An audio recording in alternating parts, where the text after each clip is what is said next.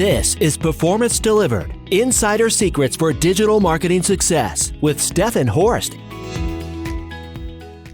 Welcome back to Performance Delivered, Insider Secrets to Marketing Success, the podcast where we uncover what's driving results for some of the smartest marketers out there.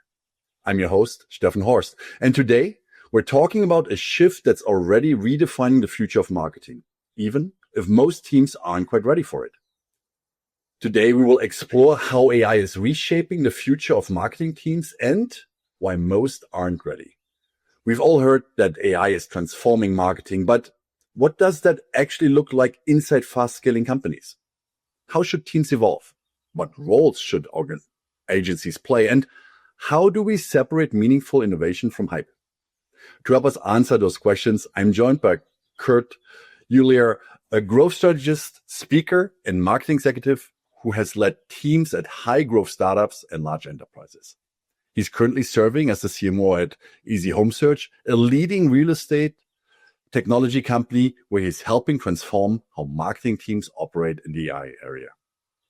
Kurt brings a unique perspective on team structure, leadership, and how organizations can stay ahead of change without chasing every new tool that hits the market. Whether you're in-house or agency side, there's a lot to take away from this one. So let's dive in.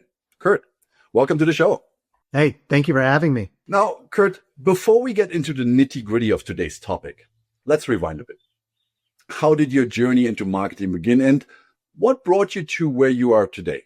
I did not intend to be a marketer. I got pulled into marketing. I have a master's in financial engineering. I can actually code out all the advanced models for carving up billions of dollars of mortgages into like different securities. And so I'm a quantitative guy, but I ended up with a CEO who's the former president and CEO of Disney theme parks who started, I didn't know at the time, but had reached out to me and was kind of starting to mentor me and did mentor me later in my career. And because of some partnerships and co-marketing opportunities with companies like Garmin and MapQuest back in the day, and even Microsoft, I would get these little bits of marketing, and I did so well with it, I kept getting more of that. And I think as we've continued now, and I stayed at that company from 2000 until 2010, became an angel investor, but I've been able to be at category defining B2B companies or B2B2C companies. And that systematic thinking it takes to be a quantitative person is, I think we'll end up talking about it a little bit, but because of where marketing has gone with automation and SOPs and all, that has made me, just as it's made many former lawyers and former software architects that are coming to marketing, it's made me immaculately successful and allowed me to help make companies make so much money. They just keep saying, what more budget do you need? Because you're going to scale things. We give you money. It's going to come out a lot more on the other side. Yeah. So let's start with the big picture. You've described AI as a force multiplier for modern marketing teams, especially at companies scaling fast. What does that actually look like in practice? It's a great question. For me, it feels a lot like what we've seen with other things we've kind of grown through over times. I've scaled through more companies through more than 60, probably at this point, more than 80, maybe even 90 funding rounds and exits, including a public IPO of $880 million and like an $8.1 billion exit. So like from super small, but to really big. And AI reminds me a lot of these other inflection points we've had it over in time. And so to your point about like a force multiplier, I think that's the way that at least we're looking at it at Easy Home Search. Well, are we looking at it for generating content? Yes. We're generating large amounts of content, SEO optimized content with editorial safeguards, never on autopilot, but I'm able to do here with a smaller content team, what I had 25, maybe even 30 content writers full-time working for me at eXp Realty, what's now the largest brokerage in the world. I'm able to do that with a fraction of the people. We use it on the product side for forecasting home values with models and data that others aren't able to do. That does come into marketing, but we have data like in the US on 80 million properties across the US. That's all the residential properties. And there's so much data that's never gone into forecasting. Is your home going to be worth more or less? That others were using archaic, basically linear algorithms, and we're able to do that with AI. And our engineering team, they're using it so each one of the engineers, as with a lot of companies and my content writers, they're acting as if they're not sole contributors, but they're using it as if each one of them is leading a small team where they have junior people. And so that force multiplier, it changes how people think. And so like for me, I think modern marketing teams need to think about it's not replacing talent. You may hear from your CEO board that's like, ooh, you don't have to have 30 people on your content team. Let's cut them down. Well, if you were lucky enough, I mean, that as a big public company of mine to have like 30-ish people on my content team. Like, well, no. Maybe we reduce some headcount, but even for that, instead, imagine what we could do with 300 people or with 5 people. If we change how we operate, we're going to be able to operate as if we have 25 or 50 people. And you get the CEO or the CFO thinking about, it's not about saving money. It's about making more money with resources we already have. It's interesting that you say that, because there's a lot of conversation about AI is going to kill a lot of jobs, and sure, looking at it in regards to what AI is able to do, the initial thought might go in that direction. But, even for us here at Symphonic Digital, we have started to incorporate AI in the day-to-day and get the labor-intensive task out of the way through AI, and therefore elevate the people that add value through their strategic thinking and the more higher level work they would like to do and we would like them to do, and therefore adding more value as an outcome, basically. Yeah, absolutely. I mean, I think to summary, it will displace some jobs, or it's going to adjust how those jobs work as well. But it's like, if we look back even like through all of these technology changes over time, like when the combustion engine came out and we got tractors and cars, did it do away with farming? No, it allowed a smaller number of people to still produce more food than we ever thought was possible. And so will we reallocate people? Of course. And it does change how I hire. And I think we'll talk through that. But it's like, I don't want to necessarily get rid of people. What I want to do is make sure I have the right people, perhaps with different skill sets, and train them. I mean, I was lucky enough to come out, very early out of school and be very successful, where I had people that were in their 50s working for me, which was weird being a early 20s person, and you have that cultural dynamic. But now it's like, well, you come straight out of school, I almost expect you to learn how to manage people right away, because whether it's using AI or setting up AI agents, you are going to have a team that you're managing. Picking up on this right out of school, right out of college, what are your thoughts on how to integrate people that are really coming out of college that don't have any experience? Because the thought is that a lot of that work could be done by AI, therefore eliminating the need for kind of entry-level positions. I'm glad I'm not coming out of school right now, because I do think it would be really hard coming out, is so much of that grunt work where you and I cut our teeth and we learn things. Like, I don't necessarily need the person right now. I think though, from a company perspective, that companies always need to be aware of kind of two things. One, they need to be aware of they're never going to be able to outgrow the capabilities of their team. And so if you're going to have to add new people at some point, like, yes, you may change jobs, but most companies want to continue going. And so the company does need to keep hiring people to be able to have people with capabilities, which does mean you need to train them. But on the other side, you also have to think about succession planning and leadership development. And so I have to always be aware of, even if you want to stay at the job, if you're the owner or you're the CMO, you just hired, like, you want to go on vacation, which means this whole team needs to run without you at times. And so I think when people take that approach, yes, you may be able to just use an AI agent for something, but as soon as you can train that person up, they're going to be that force multiplier we just talked about, and they're going to be able to do more, and you're going to be able to offload things. Well, then I am going to hire somebody straight out of school, and I'm going to coach them much more and shadow them. And I don't expect them to just go off and work by themselves and have grunt tasks. I'm probably going to have to pull up next to them if we're in an office, or pair with them a lot more virtually, and show them what I'm doing, and just work together, and then periodically turn over and go, hey, Amanda, why don't you try doing it this way? Now, Kurt, you work closely with later stage and scaling organizations, and many of those are rethinking how their marketing organization is structured. How are you seeing AI and other market shifts influence team design and the role agencies are playing in the new structure? Yeah, great question. I've seen great examples and bad examples. So let's start with how not to do this. So, because I actually see way too many companies doing this, and I've seen small SMBs do it, and I've literally seen public companies do it, where the CEO or the CMO, for instance, talking about marketing teams, comes forward and says, I saw the CEO of a public company come forward and tell everybody at his level that reports to him in one level below say, I want all of those teams to come back to me within 30 days of at least 3 AI projects that you will be implementing at each of those division levels within 60 to 90 days. And within that was kind of and I do expect headcount reductions within there, although that wasn't explicit for that statement. Well, like if we think about let's go outside of marketing from a bad example, do you need to have 3 things moving within the control or accounting system of your mid-market public company?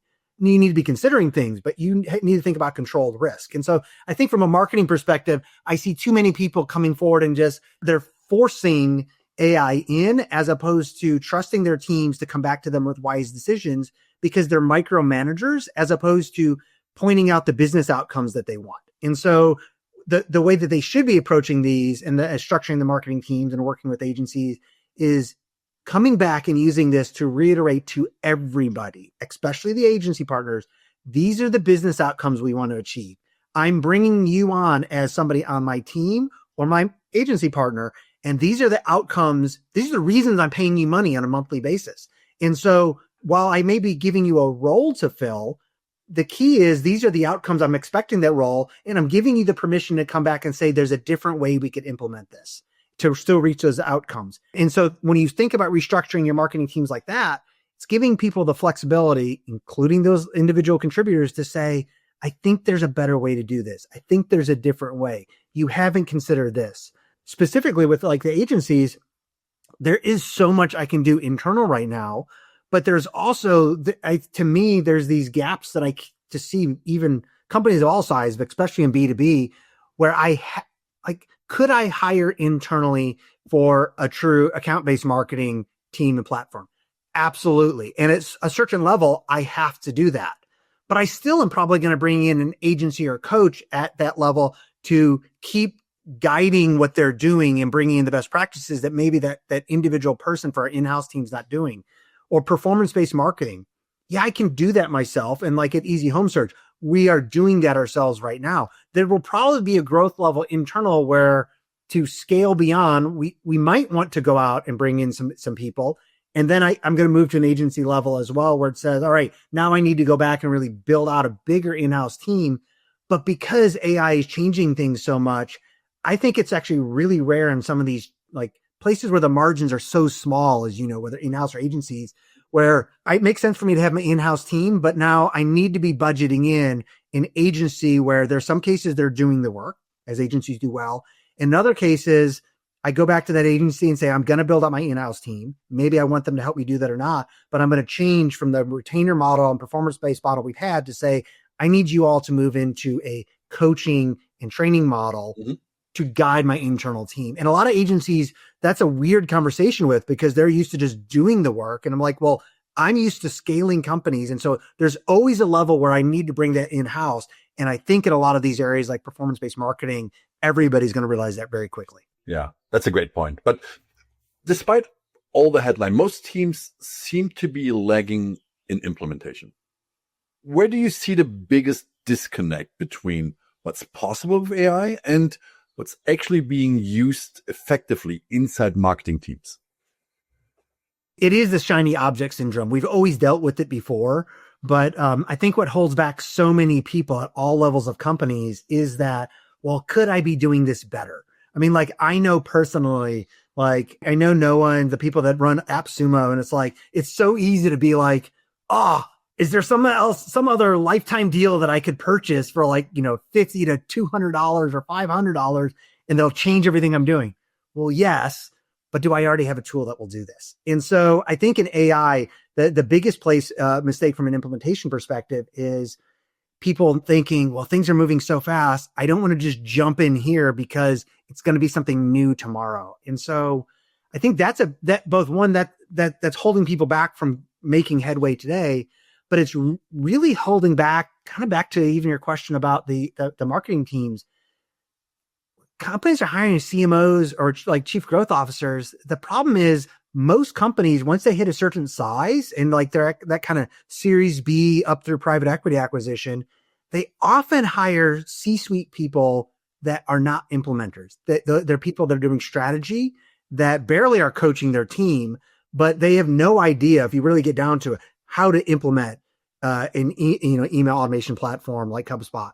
And so I think those people are quickly going to be put out of work because I've been really successful at those Series B up through private equity companies because I believe that the best way to be growing the team and finding scale is I want 85 to 90% of the team to be working without me, and I'll coach them through that and I'll plan for that. But I want the growth to be happening without me while I'm going to be trying to implement and test new things, often because I have peer groups that I'm testing things with, where I can come back to my content team. I did this at EXP World Holdings, where about every 6 to 9 months, I would come back to them and tell them either, here's a new way we're going to be using Phrase or Surfer and some of these other things in a new workflow. We're going to change everything you're doing. But I didn't screw them up during those 6 to 9 months. They were implementing really well. Or I would come back to them and say, here's one of the experiments me and these 2 junior people have been working on, and we can't get it to work. And I don't want you all to change anything, but I'm going to let you all know for like the next 2 to 4 hours, I'm going to walk through everything we've been doing as myself as the CMO and a team to be implementing things and why it hasn't worked. So you all can then learn from a failed case study and realize, hey, I'm not changing things and not everything works out, which also changes then from an implementation perspective. It shows the team that are doing things that the boss doesn't always get it right, which no matter how many times I find that I tell you, I want you to test, I want you to try things, unless I'm exposing transparently where I myself have failed, not just in the past, but currently, nobody actually believes it. I mean, I think about myself. I have PTSD from working for shitty bosses. And because of that, I know other people do. And so they're going to see from your actions. And so by taking that, it allows people to keep implementing fast today. And I think that's where we're continuing going. So it's like, AI can and should be used to guide your experimentation and test headlines and explore things and guide the questions that you should be asking your agency that you don't know what to ask. But at the end of the day, it is about those outcomes and implementing towards that. But I think the CMOs that are not practitioners anymore, if they're not fired today, they'll be let go pretty quickly for those of us that are. Yeah. So are you saying that because you are much more involved in kind of testing the tools that kind of potentially take you to the next level, that allows you also to better understand how they all impact kind of the day-to-day of the team, basically, instead of just saying to someone, hey, you know what, Steffen, there is this new AI writing tool. I want you to test it. And that person goes out and tests it and kind of goes through the motions there. And you just receive the results without kind of necessarily knowing the ins and outs of that tool. Yeah. I mean, I do believe that, absolutely. I think, is the CMO ever going to be as efficient as the content writer that's using Surfer or Phrase or any of those to do this? No, but they should be able to actually struggle through and optimize an article for it. And I think everything kind of works it that way. And so whether it's me coming to my team with a tool and having them use a small portion of their time to test it before we change it, if I, as the CMO, could not actually use it myself and do not understand the AI, the good and the bad and the limitations and where it goes sideways, then I should not be telling my team to structurally change what they're doing, because it will be a force multiplier. But the problem is it might be a force multiplier that's running your entire successful demand gen off the cliff, as opposed to going up the mountain faster. Yeah, that makes sense. Now, a few minutes ago, you mentioned shiny object syndrome, right? So every day there are new tools coming out and it's like, oh, wow, this has 2 features that I really wanted to have. And I wonder if that would be better than what we're currently using. How do you evaluate which tools are worth testing, and how do you keep teams focused while still staying innovative? Yeah, great question. At the core for keeping the teams focused, I'm reminding people that I've hired you to help the company reach a business outcome. And at the end of the day, if we're not reaching that business outcome, you're not adding the value that I've expected. And so at the end of the day, it is about implementation. So we can have a healthy conflict discussion about how much time should be spent for testing. You test, I test, that's fine. But at the end of the day, implementation, as we just talked about, is what matters. And so that's a good reminder of people for things. It also makes me personally realize that even at my level, there is grunt work that I need to do. And so at the end of the day, there's things I need to do that aren't fun, but they've hired me to reach outcomes. And so that makes me really happy to do those things. You pay me a lot of money. You give me health benefits. I do these things. Great. We're okay with that. But I also think a lot of what happens now, both at my level and even for individual contributor levels, is we should be thinking about like peer groups. I mean, you may see ads, people that listen may see ads for like Vistage. So like peer groups for CEOs and founders of small companies. Some of these are big companies, $100 million companies, but there's World 50, another one of those too. Well, those are large private equity backed organizations to help CEOs and owner founders. Well, there's no real organizations that are doing that for CMOs or content directors, or, there's some agency coaching kind of masterminds like that. I think the best thing for everybody today is you need to create that structured or unstructured group yourself of peers that are non-competitive that you're sharing things with. I have a group, it varies between 10 and 12 of us, depending on who shows up, of CMOs, and 2 people are just full-time consultants because there is this new thing called topical authority and semantic search, which almost none of us really understand. I understand, my friend Corey understands. And so we have 2 people in the group that's what they're experts in. We come together and we share the A/B tests that we're implementing that are working and are not working at our companies. And so I'm able to look into the e-commerce for a Fortune 100 brand to see everything they're doing from an SEO performance marketing perspective, what works and doesn't work. And that would never have happened 10 or 15 years ago. Well, I've pulled together this group because I knew I needed it to be successful. And I knew that I had value that you would get as well from what I'm working on, what works and doesn't. And so I think every content manager, every performance marketing person, if you don't have that already, one, look to see who you're connected with, but just freaking start sending out some direct messages to people on LinkedIn saying, I'm putting this together.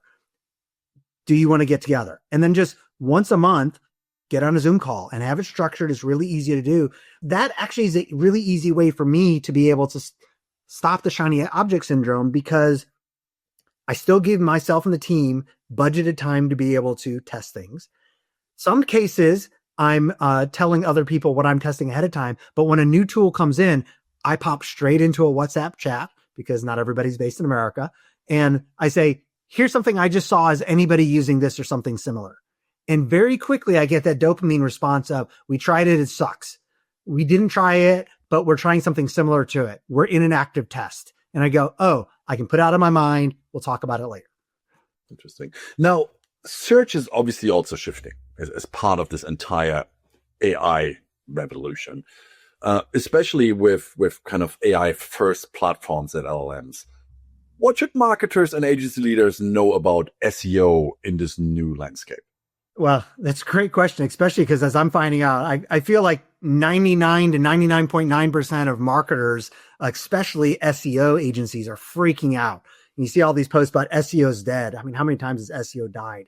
I have, just because it's really easy to kind of capitalize on things. I mean, I kind of have written the definitive guide on generative engine optimization or answer engine optimization, but I'm kind of just regurgitating what my friend Corey has talked about with topical authority and semantic search, where he put together the de facto like topic of that.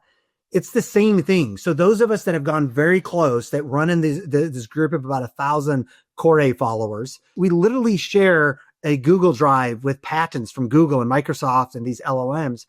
The same things that he talks about to be successful, about to truly rank on Google, and what's been successful the last couple of years, that's the exact same thing that the generative engines and the answer engines are looking for. Yeah, it's instead of thinking about like, clustering and writing SEO the way people have done in the past, it's like, how do you instead cover real topical authority? I mean, I know a lot of people, they have love and hate relationships with Neil Patel. And it's like, I find there like 15% of his concepts are just incredible. And then there's like 20% that are so basic or I don't agree with at all. And then you have to weed through and find the rest of it. Yeah. But like he's purchased some things like Answer the Public, which at some level people go, God, so basic. Why would you ever write something where only 10 people search for it a month or 50 people search for it a month? And I'm like, well, Corey has been talking about this for years. That's what Google was looking for. That's what the LLMs want is, if I could write a piece of topic that answers a question that only 20 people search for a month, but is on a B2B product, that's a definite pain point that we solve with our product, go write that article and go write 200 things just like that for it. And you will end up showing up with these LLMs in the AI first platforms. Yeah. And then there's the multiplier again. Yeah. It might be only 20 people, but if you have 100, 200 of these written, they're very targeted in the end. Yeah. And an app, it completely changes things. I mean, like even at Easy Home Search, do we have real estate glossary terms? Absolutely. Is it still successful? Well, now that Google's really rolling out, AI search everywhere natively, I feel bad for the people that have only been writing content about like, what is a split level home? Well, Google's going to answer that when somebody just searches natively. If you go read our version of that, it's going to talk about, yes, definitionally where that is, but it's going to talk about how people look for it, the type of populations that want that and don't want that. Split level homes do not work for multi-generational homes because wheelchairs and crutches and people with walking issues don't deal with stairs very well. And it's going to guide through why that's a good thing or a bad thing and things you need to think about when you're purchasing homes. And so that's a different way of doing those glossary based things so that the LLMs, when people ask all of these questions, it does surface our answers for those because we provide a lot of these nuanced responses that is based on the expertise and experience that our agents have. Yeah. Now, let's talk leadership for a minute. In the most effective marketing organizations you're seeing, what's changing at the leadership level? How are they creating space for experimentation without losing focus or performance? Yeah, great question. I've kind of gone into this place where I'm thankfully now ranked as like the one of the top speakers in the world on servant leadership.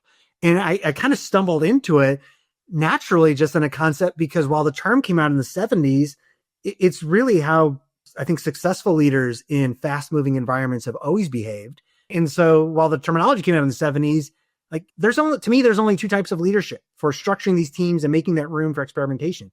You can be an authoritative leader. I brought you into my agency. I brought you into my marketing team to do exactly the tasks that I asked for. And if you don't do them in the way that I said in the time frame, you're fired.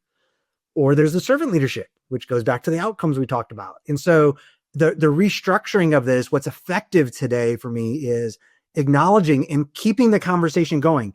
I hired you, Steffen, for these business outcomes and with a specific role. And I'm going to give you the guidance and the SOPs, but I'm acknowledging that there may be better ways to reach the business outcomes. And at the end of the day, I don't want you doing tasks. I want you reaching business outcomes. And so I'm creating this environment for me that is servant leadership that says the moment I hire you, yes, I am technically your boss. And so I have the authority to fire you. But the moment I've hired you, my job should have shifted at that point to saying, how do I serve you to help you better reach and the organization better reach the outcomes that I brought you onto? And when I do that, it shifts then to say, I want to be coaching from a generational perspective. I'm willing to be coached as well. Like I may have hired somebody that's just out of school and you know what? You probably understand TikTok better than I do. Great. And so I'm also humble enough to say, you may see things that I don't see, or you may come from a background that I don't see as well. And so that's also one of the reasons I've been very successful working with teams on different continents, because I do know I can step into any industry. We bought a company in South Korea. So very easily could I step in and start working because I know how to do processes, but I also know that locally from a culture perspective, there's going to be things that you would see being a native South Korean that I wouldn't see. And so, hey, I need you to bring that to me. Mm-hmm. And then my guide as that servant is to say, let me make sure that you understand the best way to bring me that input, because it can't just be a fire hose. And like, I'm okay with you confronting me in a team meeting and pointing out something. I had a CEO recently that if we were one-on-one, I could push back as strongly as you could ever imagine with him on why I thought he was wrong. But in a team meeting or with anybody else present, he didn't want that. And thankfully, he was wise enough to know himself that said, come at me as hard as you want. I don't need the nuance if we're one-on-one. Chat me, but don't do it in a team meeting. Interesting. Now, before we come to the end of today's podcast episode, if a scale stage company wants to future-proof their marketing team in the next, let's say, 12 months, what's one mindset or capability that they should start building now? I think it does bounce between a couple. And so outcome fluency, we've spoken about that. Everybody should be able to repeat back, not just the business outcome, but how their actions tie to those. AI literacy, like if they're not actually using it, then would be kind of the second piece of it, that hands-on experience about what's using. And so like at our team, I'm coaching people to be using AI on a daily basis, telling it what the outcomes they're trying to reach are, and treating AI like a teammate. So for me, it really is fluency in outcomes and having conversations with your AI teammates as opposed to AI replacements. Interesting. Well, Kurt, thank you for joining me on the Performance About podcast and sharing your knowledge on how AI is reshaping the future of marketing teams and why most aren't ready. Now, Kurt, if people want to find out more about you and Easy Home Search, how can they find out more? Well, for Easy Home Search, you can just type homesearch.com and go there. But for me personally, you can go to my own website. It's the hub for everything else. So it's Kurt Uhlir, UHLIR.com, and it'll splinter you out. If you want to know what it's like growing companies with 2 little kids, it'll send you to my Instagram. If you want more business stuff, that's going to be my website or LinkedIn. Sounds great. As always, we'll leave that in the show notes. Thanks, everyone, for listening. If you like the Performance Development podcast, please subscribe and leave us a review on iTunes or your favorite podcast application. If you want to find out more about Symphonic Digital, you can visit us at symphonicdigital.com or follow us on X at SymphonicHQ. Thanks again, and see you next time. Performance Delivered is sponsored by Symphonic Digital. Discover audience-focused and data-driven digital marketing solutions for small and medium businesses at symphonicdigital.com.